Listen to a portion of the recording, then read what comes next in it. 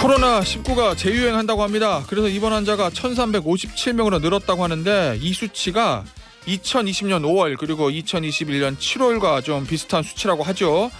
이 의료 공백 속에서 코로나 재유행이기 때문에 중증 환자가 만약에 늘어나면 이거 속수무책으로 당하는 거 아니냐 뭐 이런 걱정과 우려도 있습니다. 이재갑 한림대 강남성심병원 감염내과 교수와 전화로 연결해서 자세한 상황 좀 알아보도록 하겠습니다. 교수님 안녕하세요. 네, 안녕하세요. 자, 코로나가 지금 재유행이라고 하는데 올해 최고치 찍었다고 합니다. 이거 어떻게 보세요? 지금 상황을? 네, 일단 3년째 여름에 유행이 거세게 일어나고 있는데요. 예. 지금 작년 유행보다도 더 퍼지는 것 같고요. 예. 다만 아직까지 의료 체계가 감당 못할 수준은 아니기는 하지만 약간 이제 질병관리청에서 약제 관련돼 있는 예측이 좀 실패하면서 예. 일시적으로 좀 약제 공급이 좀 덜 되고 있거든요. 예. 그러다 보니까 오히려 유행이 더 좀 커져 보이는 그런 예. 약간 착시 현상도 보이는 것 같습니다. 교수님, 제가 다시 코로나를 가지고 인터뷰를 할 날이 올 거라고는 생각도 못 했는데 지금 이렇게 다시 환자가 번지고 유행이 되는 이유는 뭡니까?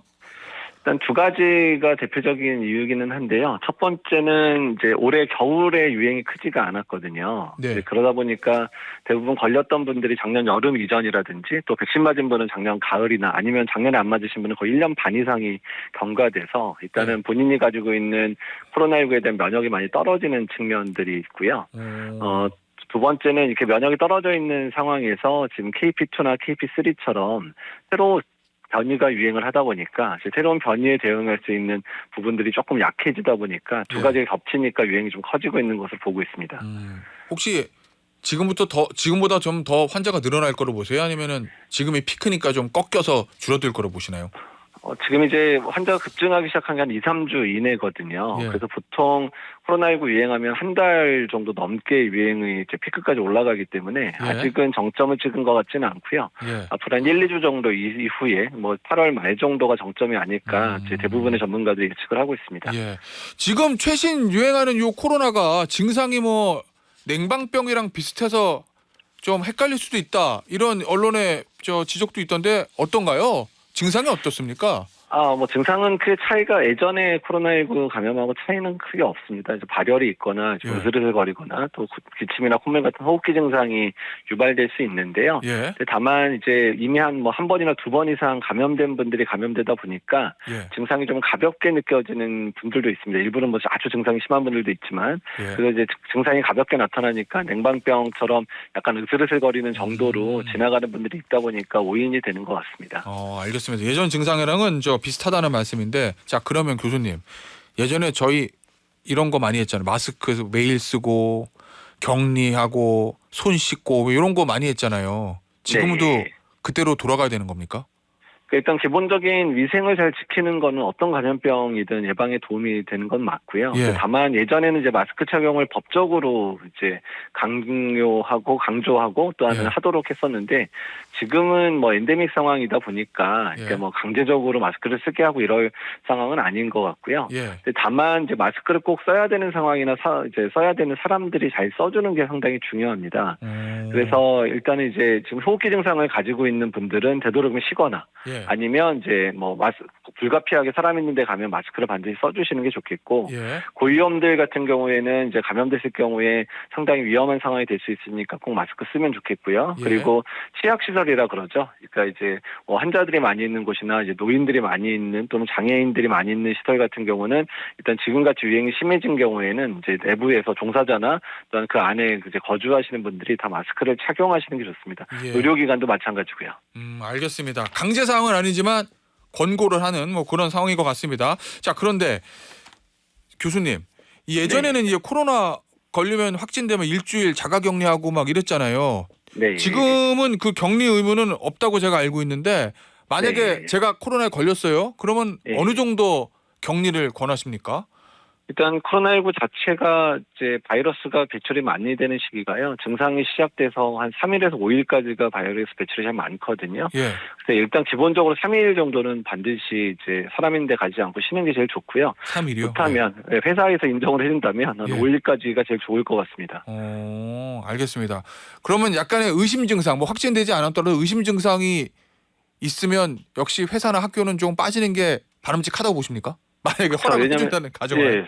예, 그렇죠. 허락을 해줘야 이제 쉴 수 있으신데 요새 회사들이 뭐 감기 증상이 있어서 나오라고 하는 상황이다 보니까 거의 못 쉬고 계시더라고요. 근데 어쨌든 호흡기 증상이 있을 경우에는 사실 어떤 감염병이든 아프면 쉰다라는 게 이제 사실 문화로 자리를 잡아야 되고 노사관계에서도 강조가 돼야 되는 부분들인데 이 부분이 이제 사실 또 그렇게 해서 쉬게 되면 이제 노동력이 많이 떨어지는 이런 상황이 되다 보니까 회사들이 이렇게 인정을 못 해주는 문제가 되고 있어서 법적으로 가능한 방법들을 빨리 만들어야 될 것 같아요. 그래서 상병수당이라 그래서 본인이 아프다고 하면 이제 유급휴가를 받을 수 있는 이제 그런 부분들이 이제 강조가 돼야 될 것 같습니다. 알겠습니다. 교수님, 백신 또 맞아야 됩니까? 네, 백신 일단은 이제 이미 사실 올해부터 봄에도 65세 이상은 접종을 하라 그랬는데 한 20% 정도밖에 안 맞으셨었고요. 그리고 이번에 이제 가을에는 이제 JN1이라 그래서 지금 현재 유행하는 KP2, 3의 뭐 아버지 되는 정도의 그런 변이에 대해서 백신이 만들어졌고 또 KP2, 3에 대해서 효과적으로 이제 대응을 할 수 있다고 돼 있어서요. 올해 같은 경우는 인플루엔자 예방 접종할 때 동시 접종하기 같이 약이 풀립니다. 그래서 65세 이상 어르신들은 인플루엔자 예방 접종을 하러 갔을 때 코로나19 예방 접종 같이 맞으시면 될 것 같습니다. 교수님, 지금 유행하고 있는 저 바이러스가 예전에 비하면 치명률이 좀 낮아요? 아니면 좀 높아요? 이게 사실 JN1의 하위 변이에 해당돼가지고요. 큰 차이를 보이고 있는 건 아닌 것 같습니다. 사실 국내 데이터는 아직 안 나왔는데 미국이나 유럽 데이터 보면 치명률이 갑자기 급증하거나 이런 증거는 없습니다. 알겠습니다. 자, 그런데 이게 지금 뭐 전공의 부재 이런 것 때문에 의료 체계가 좀 취약해져서 이 코로나로 인한 입원 환자나 만약에 중증 환자가 늘어나면 과연 우리나라 의료 체계가 지금 감당할 수 있을 것이냐, 뭐 이런 걱정이 좀 있잖아요. 교수님 어떻게 보세요? 그러니까 뭐 아직까지 뭐 병실이 부족해서 입원을 못 하고 이런 게 당장 눈에 보이지는 않는데요. 이제 눈에 보이지 않는, 사실 의료인들만 보고 있는 관점들이 있는데.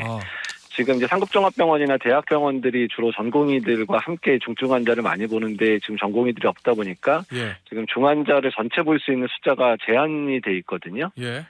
그래서 상급종합병원이나 대학병원에서 꼭 치료를 받아야 되는 아주 최중증 환자들 같은 경우에 입원을 못하는 경우도 있습니다. 그래서 대부분 이제 2차 병원급에서 치료를 받긴 하는데 일단은 이제 가장 최중증 환자에서 필요한 치료를 못 받는 경우들이 눈에 보이지 않게 발생하고 있을 거거든요. 사실 그런 부분들이 안타깝고 또 사실 지금보다 더 많이 환자가 발생하고 중증 환자가 발생하면 그러니까 겉으로 이제 시민들한테 볼 때 병원이 안 돌아가는 이런 부분을 보이지는 않겠지만 상당한 압박을 주고 있는 건 맞습니다. 알겠습니다. 자, 그리고 저 언론 보도를 좀 보니까 지금 치료제가 좀 부족하다, 뭐 이런 지적들이 있더라고요. 이건 왜 그런 거예요? 그러니까 사실 이제 지난 겨울에 유행이 이제 좀 어느 정도 커서 4월 정도면 이미 치료제가 다 작년에 비축한 치료제가 다 끝날 거로 예상을 하고 있었고요. 그래서 질병관리청에서 이제 워낙 이제 급여화시켜서 이제 보험으로 풀어서 일반 약국에서도 이제 그 처방을 받으면 받을 수 있게 하고 준비를 하고 있었는데 작년 겨울에 유행이 심하지 않다 보니까 약이 좀 남았어요. 그래서 올해 한 11월까지 약을 쓸 수 있을 거라고 예측을 했는데 이번 여름 유행이 갑자기 커지니까 이제 그 수요 예측이 실패한 거죠. 그래서 지금 당장에 한 2, 3주 정도 약이 부족한 상황이 될 것 같은데요. 그래서 지금 일부 지역 같은 경우는 처방이 잘 안 되는 곳도 있거든요. 그래서 질병관리청이 뭐 열심히 노력해서 다음 주부터 조금 더 공급이 된다 그러긴 하는데 1, 2주 정도는 처방이 좀 힘들 수도 있겠다 생각이 들고 저희가 걱정은 이제 특히 60세 이상에서 삭스러비드나 나게브리오 같은 치료제를 안 드시면 합병증으로 발생해서 중증 진행하는 사람이 많을 수도 있어서 1, 2주 있다가 입원 환자가 좀 많이 늘어나지 않을까 우려를 하고 있습니다. 알겠습니다. 자, 교수님 주제를 바꿔서 이 질병 얘기 좀 해보죠. 엠폭스. 이거 이제 원숭이 두창이라는 거 말하는 건데 우리나라에서도 작년에 이 얘기가 좀 나왔다가 지금 쑥 좀 들어갔는데 최근에 다시 얘기가 나오는 것 같아요. WHO에서 요거 엠폭스 비상사태를 선언하기도 했고 이게 스웨덴에서 요 변종 환자가 처음으로 발견이 됐다 뭐 이런 보도도 있던데 지금 위험한 상황입니까? 엠폭스? 우리나라에서? 그러니까 지금 우리나라에는 아직까지 이번 유행에 의한 환자가 확인되지는 않고 있고요. 지금 가장 큰 문제는 아프리카, 특히 이제 DR 콩고라 해서 콩고 민주공화국 중심으로 해서 어마어마하게 환자가 많이 발생하고 있습니다. 거의 17,000명 넘게 발생을 했고 그중에 600명 이상 사망을 했거든요. 특히 이제 소아들이 걸리면 좀 사망하는 경우가 많은데 소아 중심으로 이제 많이 확산이 되고 있는 상황이어서 그것 때문에 WHO가 이제 방역의 역량을 이제 아프리카에 집중하기 위해서 비상사태를 선포는 했고요. 다만 아프리카 내에서 유행이 커지게 되면 당연히 이제 뭐 유럽이나 미국 쪽으로 작년처럼 이제 확산되고 국내에도 유입이 될 수 있기 때문에 국내에서도 작년에 대응한 경험이 있기 때문에 이제 올해도 이제 엠폭스의 유입에 대해서 철저히 대비가 필요합니다. 알겠습니다. 자, 오늘 인터뷰는 여기서 마무리하도록 하겠습니다. 지금까지 이재갑 한림대 강남성심병원 감염내과 교수였습니다. 교수님 감사합니다. 예, 감사합니다.